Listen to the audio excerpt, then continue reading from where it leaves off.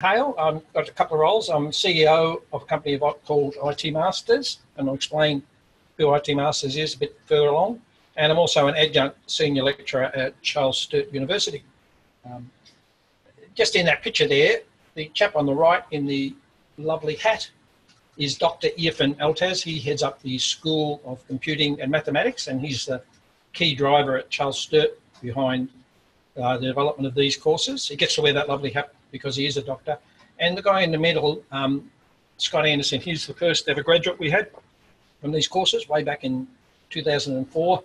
And the reason Scott was one of the first ever graduate, he's got more industry certifications than anyone I've ever seen. He's a triple Cisco and Microsoft and a whole range of other ones. And hence he got a lot of credit and hence he finished quickly. So he's our first ever graduate. There's the agenda. I think you'll find we cover most things, but as you said, you've got some strange and unusual questions. Hopefully you have. Just get on your Q&A there and type them in as we go along. Here's the degrees that we're going to cover. We're not going to go into great detail. We'll be here for a long time, but I'll just, we're going to have a look at the structure of a few of them and even a couple of individual subjects just to give you a feel for what they're like. But these are the now 8 master degrees that at Charles Sturt University have become known as the IT Masters group. And that's because IT Masters is involved and we help them launch it and we help market it, as we'll cover.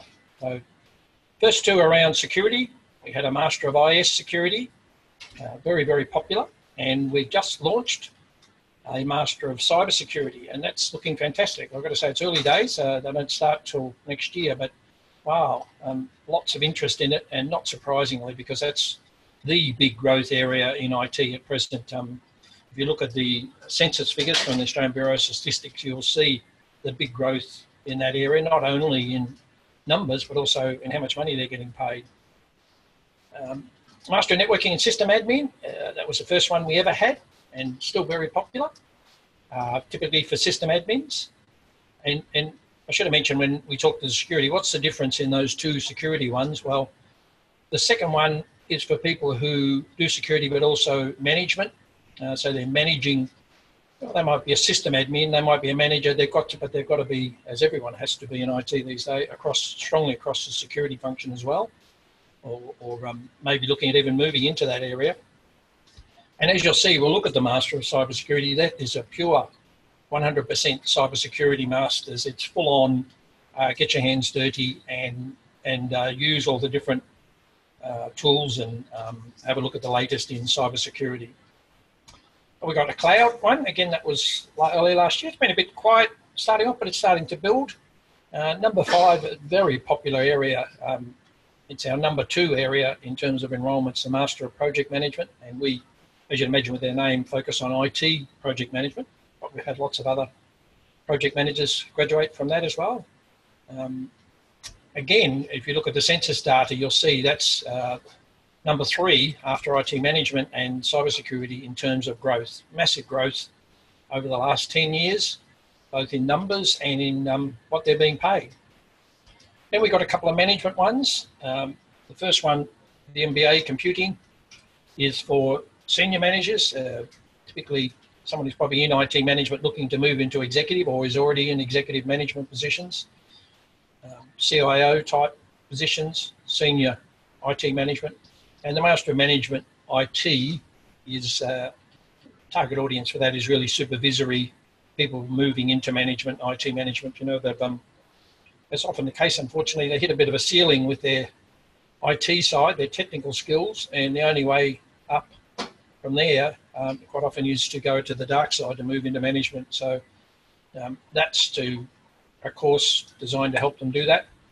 Still lots of technology in it and lots of options there in terms of what you specialise in, but all the core management subjects as well. And finally, Master of Mobile App, which we launched a couple of years ago. Pretty slow, still a bit slow, but yeah, a fascinating course, albeit with some smaller numbers on it. The course structures are all the same. There's 12 subjects. Some unis call them units, some call them modules, some call them credit points. I could go on and on. It's disgraceful, I think, actually. But all unis to have different names, but subjects is becoming more and more the norm to what to call them. And all of these have 12 subjects in total. There used to be 3 study sessions per year, but as you'll see, we've added 3 other intakes, and there's some other options in terms of study. We'll cover that a bit later on. And the recommended load for working full-time professionals, which basically everyone doing these courses are, they're working during the day and they come home at night and on the weekends and do their study, is 2 subjects per session. So if you do the math there, and you're doing 3 sessions per year and 12 subjects, it should take you about 2 years to finish. Realistically, people without getting credit would take a bit longer than that, probably 2.5. People have a break at different times. Other things intervene on the way through, and that's pretty much the norm. Like I said, we'd have a quick look at some of them. I'm not going to look at all of them because we'll be here all night, afternoon, depending on where you're listening from. Remember I mentioned the MBA computing. This is one for executive senior level management. As with all of them, you have a number of core, and they're normally, just about all of them these days have 8 core subjects. These are here. And as you'd imagine, there's a mixture of management, and we've also got some project management, because it's pretty hard to work in computing if you haven't got a good grasp of project management. Believe me, I tried it. I was in Telstra and I tried working without the knowledge of project management, and it's very, very difficult and quite embarrassing at times. So that MGI 511, a definite for anyone working in IT management. You've got things like management, finance. It's core though. You really can't be an executive role unless you've got a good grasp of finance. So might hurt. It certainly hurt me when I did mine, but you need it.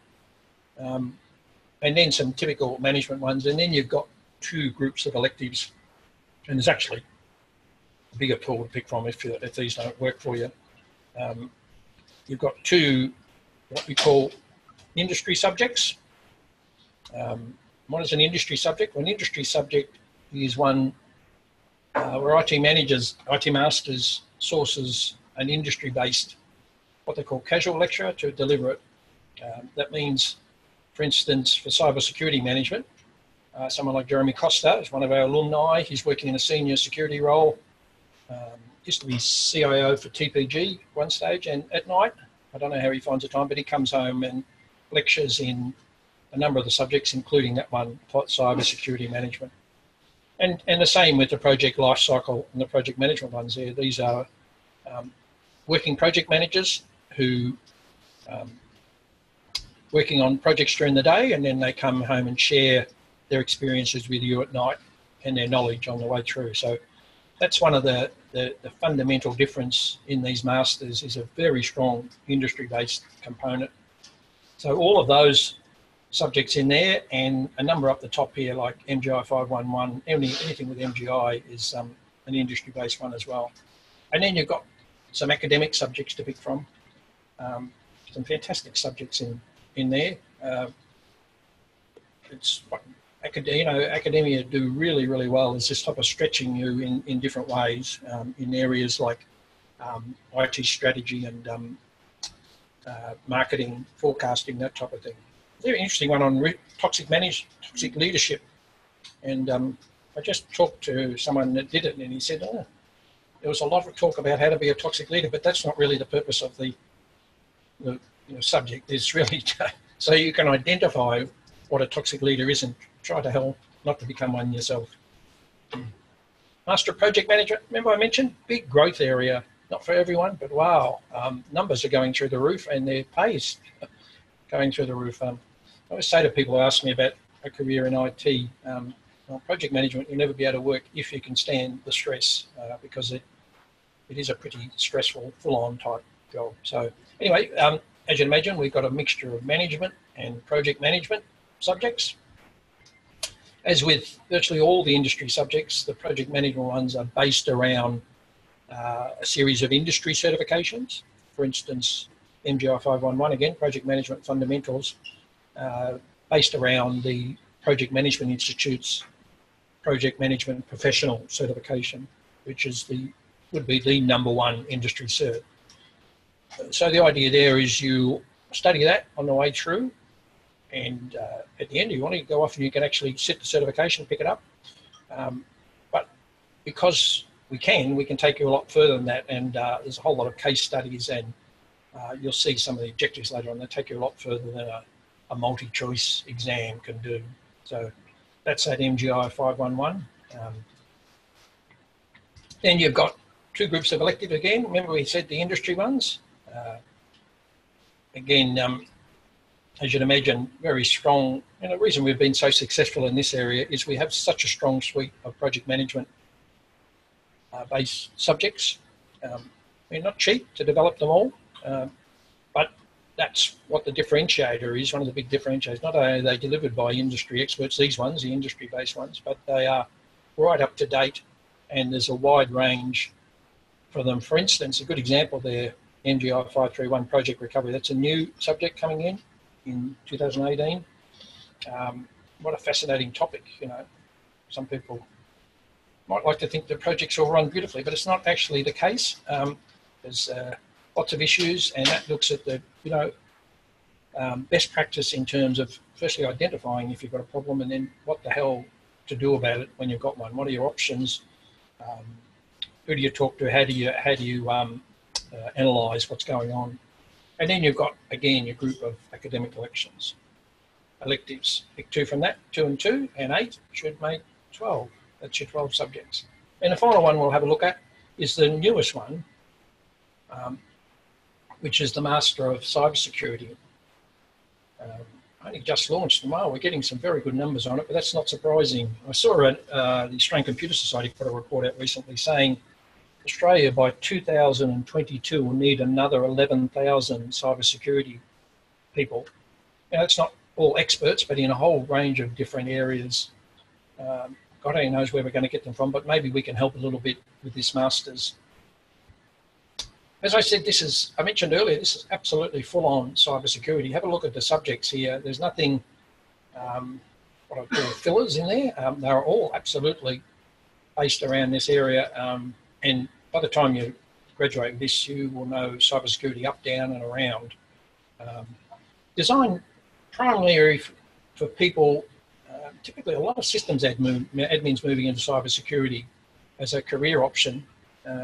So this would be perfect for them, and we worked heavily with that group when we designed it, and saying, well, they've already got some security knowledge, but how do you get them up, get them to, so they're very, very employable in the industry.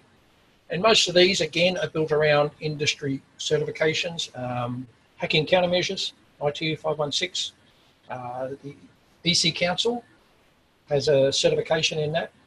And as you'll see in a minute, 514, the most famous of all cybersecurity, and the most difficult in my opinion, is CISSP, Certified Information Systems Security Professional. It's a 6-hour exam or something to get the certification. So we've naturally built a subject on that to help you prepare for the certification. And as with all of those, if you happen to have the certification already, you can apply for credit. I'm not going to make you study something you already know, and we've mapped these and developed to a whole range of certifications. Then you've got your subjects, electives. But even there, have a look at how strong the cybersecurity electives are, at least the first, say, 5 there. It's a good test. If you have a look at other unis, and I strongly suggest you do, have a look at how many on-topic subjects they have. You want to study cybersecurity, really want to get into it, well, there should be lots of cybersecurity, not 1 or 2 and call it, and just grab the name. I have never seen one with this level of them. I mean, the only one you could say that maybe not, ITC 571, but that's a final capstone subject. It's in every one, and you would be doing a mini research project on cybersecurity, I can assure you. That's one of the aims of that is to prepare you for a doctorate if you want to go down that path. So it's a research-based final subject you do, but all the others are absolutely on topic in cybersecurity. We've got a fantastic group of lecturers, not just the industry ones, the academics. It's a fantastic group led by Dr. Tanvir Zia. It's the area in CSU in terms of research and, as I say, we've got academics from all over the world. They're working in cybersecurity. Quick look at some subjects. The one I mentioned, MGI 514, PM fundamentals. As I mentioned, this prepares you for the Project Management Institute certification. There's two of them. There's a lower level one, Kaplan, and a higher level one, PMP. So that's one of the learning objectives, is to help you prepare for that if you want to get it. But also, we can take you a lot further, and we do. And as you'd imagine, our postgraduate, we should. For instance, have a look at the learning objectives. You'll be able to process a management plan for each of the core project groups. This is straight out of the Project Management Institute core body of knowledge. And it's very hard to, you certainly test your knowledge of that in a multi-choice exam, industry certification, but to devise a process management plan, no. I mean, we can do it, but it's not really possible to do in a multi-choice. So here's the assessments, pretty typical, 3 assessments. They're all different, how they do assessment, but we have an early in the session or semester online test. It's just a sit-at-home test that you do. Typically multi-choice and very like the PMI one. Again, we're trying to help you prepare. That's done maybe 4 or 5 weeks, actually 4 weeks into the session. And it also helps us identify if you're struggling, because you have a thing called census where you can pull out of the subject and have it again later on. If you're really struggling, this test will show that. And it's time to have a think about whether you should continue on with the subject or put it aside for now. Then you get into more meaty assignment, discussing which of the 2 PMI processes appear to have failed, what you can do about them, and then you have a final exam, which is a mixture of multi-choice, short answer, and some bit longer stuff. That used to be paper-based at an exam centre. They have them all over the world, exam centres you go to. Lots of our graduates complaining, saying, I haven't written with a pen a lot in a long time. The good news is you now have an option of sitting at home, would you believe, with a remotely proctored exam. What they do is watch you through your webcam and make sure you're not doing anything naughty while you're doing the exam, and you sit at home. So that's an option. I'm pretty sure that will eventually come in totally, because it is, I mean, I've had so many graduates tell me, wow, you know, it makes such a difference that I can just sit at home. I don't have to go to an exam centre, and normally during the middle of the day, got to get time off work. Yeah, so a much more flexible option. Just another quick example. This is actually an academic subject, network security. And you see same type of assessment regime, except there's 4 of them. These are done throughout the session. But even you say, when I call them academic, have a look at number 2, description of an encrypted message encrypted with a symmetric cipher, whatever the hell that is. That's pretty hands-on. That's not totally theoretical. So when I call them academic, I'm not saying they're not applied. Lots of applied stuff in them as well. And the CISSP based one, which prepares you for that certification, the number 1 cybersecurity one. But again, even further, it allows you to build a plan, for instance, which is more than they can test in the multi-choice exam. Great certification, that, by the way, very much in demand. Tough though, very tough exam. You need lots of experience, so I wouldn't race off. And there's lower level ones which our subjects prepare you for that I'd start with, like CompTIA Security Plus, for instance. Have a look at those if you're starting out. Okay, that's it for looking at the actual subjects and the courses. We'll just give you some background stuff now. Where do we come from? Where did these courses come from? Well, we started in November 2002 with the help of a little company called Microsoft, who were very enthusiastic about, because we built a number of the subjects around their certification. So they helped us launch it. And at the time, the only masters, and I'm pretty sure it still is, where prep for industry certifications are an integral part of the masters. There's some other ones that are doing part of it, but nothing like the coverage we've got in these. It's very much the basis of and the differentiator in these courses.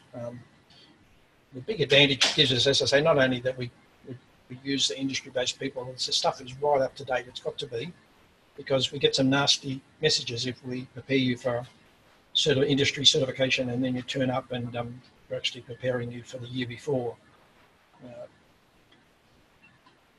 And who's IT Masters? What do? We do three things. We market, that's what I'm doing now, talking to you, hopefully talk one or two of you into doing a Masters with us. The part I love more is researching, identify the further expansion. Good example of that is this year, 2018, the new cybersecurity one. We got strong feedback from the industry and also alumni. Increasingly, we're getting the feedback from our alumni because we've got several thousand now from these courses saying, look, the Master of IS Security is great, but you need something, really full on to churn out the number of cybersecurity experts we're going to need. So that's where we had heaps of meetings and talked to industry and gradually built that one that I showed you. And we support the students while you're doing their industry certification subjects. You use all the CSU systems, university systems, but as I say, we've got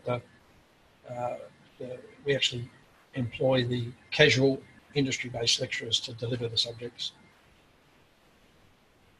Why might you study at CSU? I'll make some assumptions. You've decided that you want to have a master's degree on your resume. I showed you in dollars why that would be one of the better decisions you'd ever make in your life.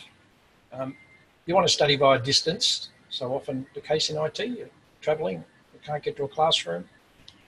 Maybe you get enough interaction during the day and you just want to do your study. And this is absolutely critical. You want to study the current technologies, frameworks, platforms. I did my master's with another uni, and I won't name them, and it went fine until we hit the technology subjects, and they were out of date, and there was a riot. I mean, people, not only it's incredibly frustrating and boring to try to study stuff that's out of date, it just, in some cases, is plain wrong because the world has marched on. And what was true 5-10 years ago is no longer the case. So we put an awful lot of effort into this, and people have voted with their feet.